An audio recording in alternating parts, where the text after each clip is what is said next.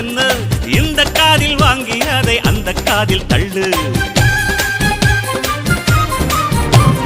மேகம் மீதந்தாலும் காகம் பறந்தாலும் ஆகாயம்தான் அழுக்காக ஆகாதுன்னு சொல்லு. பூ பந்தை யாரும் நீரில் பத்தித்தான் வச்சாலும் வந்து வரும் தண்ணி மேலதான். ஆட உன்னை யாரும் ஓரம் கட்டித்தான் வச்சாலும் தம்பி வாடா வந்து போடத்தான். மூணாம் பீரை மெல்ல மெல்ல வெண்ணிலவாய் மின்னுவதை மின்மினிகள் தடுத்திடும்.